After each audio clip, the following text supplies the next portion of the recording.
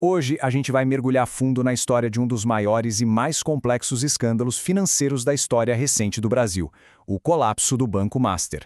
E tudo começa com uma oferta, uma promessa daquelas que parecem boas demais para ser verdade, sabe? Um retorno de 140% do CDI. Para ter uma noção, isso era muito, mas muito acima de qualquer investimento seguro na época. Um rendimento tão alto que já deveria acender um baita sinal de alerta. E claro, essa promessa funcionou. Bilhões de reais foram investidos. Mas ficava a pergunta de $1 milhão, né? Como é que o Banco Master conseguia pagar uma coisa dessas? Bom, a resposta estava escondida numa fraude muito bem arquitetada. Pois é, a mágica não estava em algum investimento genial, não. Era pura contabilidade criativa, um truque pra lá de elaborado, construído sobre uma base de ativos que, na prática, simplesmente não existiam.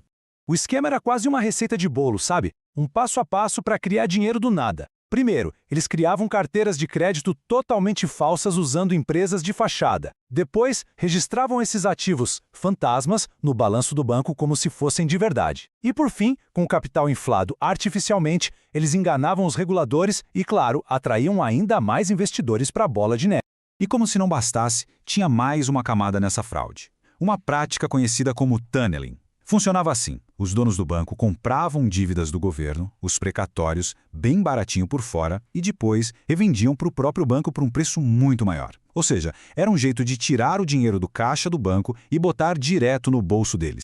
Quando a gente coloca um do lado do outro, a diferença é gritante. De um lado, você tem o que seria um banco saudável, com empréstimos de verdade e um capital sólido. Do outro, a realidade do Banco Master. Um verdadeiro castelo de cartas construído sobre capital artificial e lucros que nunca existiram.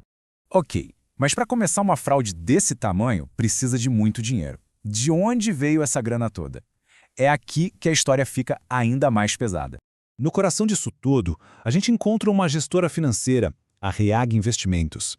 Ela era o motor, a peça-chave que funcionava como uma verdadeira máquina de lavar dinheiro vindo, pasmem, do PCC. A maior organização criminosa do país. O processo era meticuloso.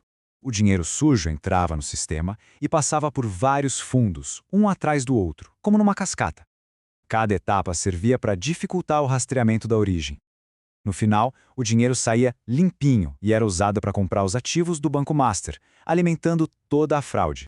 E essa montanha de dinheiro lavado foi parar nos lugares mais inesperados. Acredite se quiser, a investigação rastreou cerca de 300 milhões de reais que foram parar na compra da SAF do Atlético Mineiro, um dos maiores clubes de futebol do Brasil.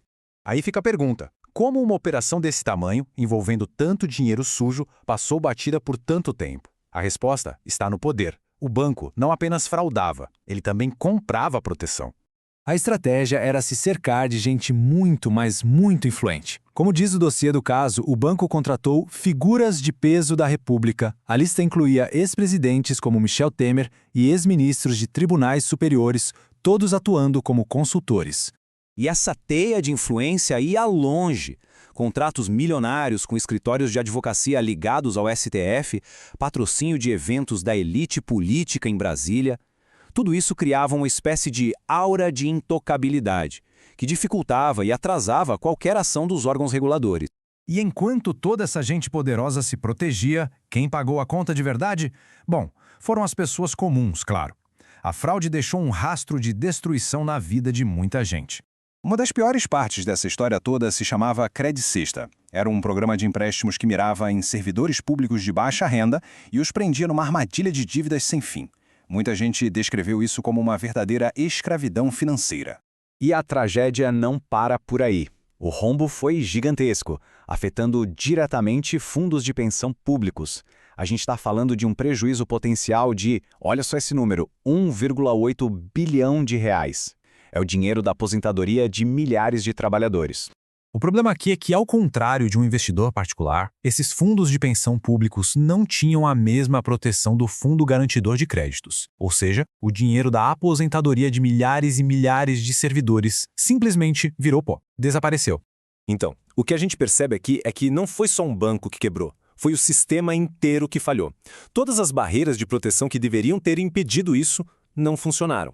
E quem falhou? A lista é longa. Os reguladores como a CVM que não viram a fraude nos fundos, os auditores da gigante KPMG que assinaram embaixo dos balanços falsos, as agências de risco que deram nota alta para o banco pouco antes de tudo ruir, e até o Banco Central é questionado pela demora em agir. Se a gente olhar a linha do tempo, tudo aconteceu muito rápido. Em 2018, o banco muda de nome e começa essa expansão maluca. Em 2023, vem a oferta dos 140% do CDI, mas em 2025, a casa começa a cair com a Operação Carbono Oculto, que expôs a ligação com o PCC. A partir daí, foi um efeito dominó que levou à liquidação do banco em novembro. E, no final das contas, o caso do Banco Master deixa uma pergunta no ar, uma pergunta bem incômoda para todos nós. O quão seguro e íntegro é, de fato, o sistema financeiro brasileiro?